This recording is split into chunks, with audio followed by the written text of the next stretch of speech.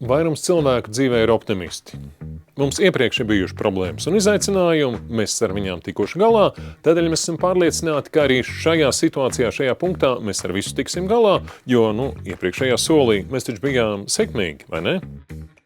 Diemžēl pagātnes sekmes un pagātnes rezultāti negarantē pozitīvas iznākumus šobrīd un nākotnē, jo līdzīgi kā cilvēka dzīvē, dzīves cikls iet uz priekšu, problēmas mainās, un katrā nākamajā solī izaicinājums ir kāds cits.